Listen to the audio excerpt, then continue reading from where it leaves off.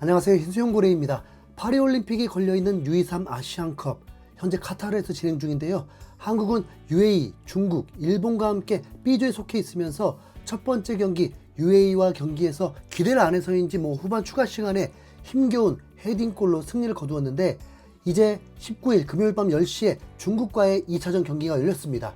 중국은 일본과의 첫 번째 경기에서 일본이 이른 시간 퇴장을 당하면서 수적 우위를 가져갔음에도 골을 넣지 못하면서 0대1로 패배했는데 사실 중국이 일본에게 패배하는 건 너무나 당연한 부분이지만 퇴장이라는 변수로 찬스를 얻었음에도 결정력 부족으로 무릎을 꿇고 말았습니다. 하지만 성인 대표팀과는 조금은 다른 과정은 나쁘지 않게 축구를 할 줄 아는 느낌이었습니다. 그러다가 일격 한번 당하면 정말 위험해지거든요. 한국은 최소 4강까지 오른 후에 3위 이상을 해야만 올림픽 10회 연속 본선이라는 역사를 쓰게 되는데 파리올림픽의 구기 종목이 거의 다 탈락해버려서 축구 하나 기대를 걸고 있는 상황입니다. 조 2위를 하게 되면 카타르를 만나기 때문에 더 어려운 경기를 하게 될 수 있습니다. 일본이 중국을 1대0으로 이겼다 보니 이제 한국이 일본을 상대로 점수차를 벌이게 되면 골득실 부분에서 앞서서 조 1위에 오를 수도 있습니다. 물론 일본과의 경기에서 최소 무승부가 된다는 전제지만요. 중국을 상대로 다득점이 필요했던 경기, 황선홍 감독은 최전방에 UAE전 골을 넣었던 이영준이 맡았고 엄지성, 강상윤, 강성진, 김민우, 백상훈, 조현택, 변준수, 서명관, 황재원, 골키퍼는 김정훈이었습니다. 포메이션은 4-2-3-1이었는데 황선홍 감독의 전술에 대해 의문을 갖고 있다 보니까 전술의 의미가 있을까 싶습니다. 정말 올림픽을 가려는 중요한 대회 맞죠? 주요 선수들은 유럽 리그에서 뛰는 선수들이 구단에서 차출을 거부하면서 합류할 수 없게 되었고 그나마 미국에서 뛰는 정상빈이 합류한 게 다행이었죠. 이 경기는 FIFA 랭킹도 중요하지 않고 오로지 중국이기 때문에 이겨야만 하는 경기였습니다. 그런데 경기 양상이 이상하게 흘러갔습니다. 전반 30분 동안 초반에는 점유율이 비슷하고 15분 이후에는 중국이 오히려 몰아치면서 이런 광경 정말 옳지 않았죠. 한국이 수준 낮은 패스 미스가 나오면서 위기를 자초했습니다. 골키퍼 김정훈이 막았으니 망정이지 한숨 나오는 경기였습니다. 아니 중국한테 고전한 게 말이 되나요? 이미 한국 팬들은 같은 유니폼을 입고 1, 2월에 아시안컵에서 고전한 것과 요르단에게 졸전 패배를 당하는 수모를 겪었기 때문에 더 충격적이었습니다.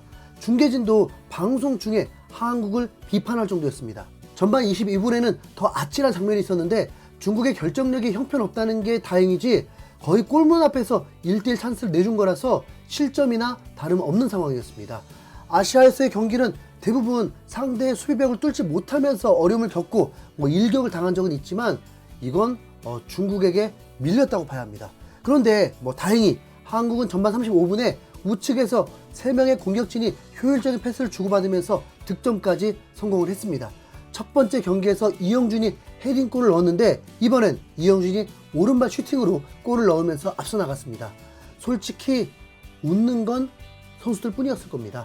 전반 유효 슈팅 딱 1개, 그게 골이었으니까요. 그래도 골을 넣은 후 몸이 풀렸는지 전반 39분에 좋은 전개로 엄지성이 원맨슛을 펼쳤는데 오른쪽 골대 옆으로 벗어났습니다. 전반전은 결과만 1대0으로 앞설 뿐 경기 내용에서는 패배한 경기였습니다. 긍정 회로를 어떻게 돌려야 할지 일본전 다음 8강, 4강이 걱정만 되더라고요.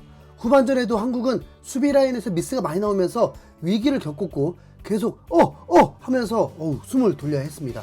진짜 중국이 제대로 된 스트라이커 한 명만 있었어도 정말 위험했을 겁니다. 중국은 U23 아시안컵에서 좋은 성적을 거둔 적이 없었고 그렇기 때문에 올림픽에 나가본 적도 없었죠. 불안하다가도 한국은 추가골을 넣게 됩니다. 위기 뒤 곧바로 역습이 진행되었고 기가 막힌 스루 패스에 찬스를 맞으면서 크로스를 올렸는데 중국 수비수가 커버 타이밍을 놓치면서 기회가 왔고 곧바로 이영준이 슈팅을 하면서 득점에 성공했습니다. 2경기 3골, 득점왕 유력 후보가 되었죠.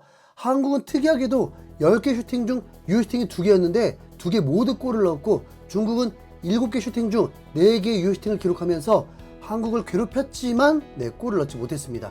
골득실이 플러스 3점인데 자정 30분에 일본과 UAE 경기가 있는데 거기선 과연 몇 골이 나오게 될까요? 현재 냉정하게 한국이 일본을 이긴다고 장담할 수가 없습니다. 중국은 2m 골키퍼를 필드 플레이어로 출격을 시켰는데 별다른 활약은 없었습니다. 2대0 이후에는 중국도 다리가 풀렸는지 한국의 공격에 당해야만 했습니다. 어떠신가요? 2승을 거뒀는데 만족하시나요? 네. 중국 매체는 한국과 무승부를 바라면서 한국이 일본에게 패배하는 시나리오를 썼었는데 완전 실패했습니다. 경기 후 중국 팬들은 골을 넣기 위해 투입한 선수가 공격수가 아니라 골키퍼라니 그는 정말 바보 같아. 공격수는 득점에 실패했고 골키퍼는 골문을 노렸어. 코치들이 쓸모가 없다. 너희들은 그냥 농사나 지었으면 좋겠어. 우리의 공격수는 너무 형편없어. 기회 낭비야. 감독의 교체를 더 빨리 했어야 했어. 그리고 골키퍼는 너무 창피해. 우린 코너킥 하나도 제대로 이용하지 못했어. 이번에도 우리는 3전 전패야. 이번 경기는 한국보다 더 나았다고 생각해. 착각일까? 골키퍼가 공격수로 나왔는데 공을 만져보질 못했어. 프리킥 방해만 했을 뿐이야. 이런 대회는 중계도 하지 마라. 정말 창피하니까. 한국은 출전한 선수들이 이진이었는데 우리는 그 정도도 안 되는구나. 3경기 무득점 또 나오는 건가? 등등 중국 축구의 실망감을 감추지 않았습니다. 전날 이민터 골키퍼가 선발 출전시킬 수 있다고 하면서 놀래켰는데 패배 직전 중요한 상황에서 투입시킨 거에 매우 불만스러워했던 것입니다. 2경기 3골을 넣은 이영준에 대해서 잠깐 소개를 해드리면 이영준은 올해 나이가 20살입니다. 192cm의 큰 키에 훌륭한 체격 조건에 스피드도 준수하면서 각 구단들이 주목하고 있는 선수입니다. 매원초등학교, 메탄중, 신평고를 졸업하고 2021년 수원FC에 입단했는데 2023년 1월에 입대해서 2024년 7월 15일 전역 예정입니다. 네. 하필 전역이 7월 15일이라서 이번 올림픽 메달 획득을 한들 아무 의미가 없게 됩니다. 네. 정말 순수하게 나라를 위해서 열심히 뛰고 있는 거죠. 네. 국가대표 경기에서 오랜만에 스트라이커다운 스트라이커의 활약과 골을 보는 듯 했습니다. 이럴 때 쓰는 표현이 해결사라고 하죠. 2% 아쉬움이 아닌 기회가 왔을 때 기대 득점값이 확 올라가는 선수가 이영준 선수라고 보면 됩니다. 다음 국가대표 감독이 이영준도 콜업을 하면 좋겠다는 생각이 듭니다.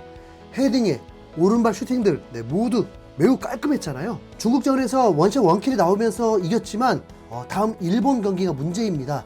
수비에 균열이 생겨버렸는데 서명관이 햄스트링 부상으로 이탈했고 변준수 나머지 한 명은 경고 누적으로 출전 불가입니다.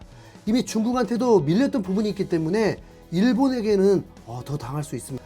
그렇다고 조 2위를 자초할 필요는 없잖아요. 센터백이 없으면 어떻게 하죠? 일본은 UAE전 이미 26분에 골을 넣으면서 공격의 날카로움을 보여줬는데 중국전보다 훨씬 몸도 가벼워 보입니다. 한국은 1위를 하게 되면 신태용 감독을 만날 확률이 높고 2위를 하게 되면 카타르를 만나기 때문에 매 경기가 결승전일 수밖에 없습니다. 자존심상 당연히 이기고 신태용 감독 만나는 게 좋겠죠. 월요일 밤 10시 경기인데요. 숨죽이고 응원해 보겠습니다. 중국 안녕.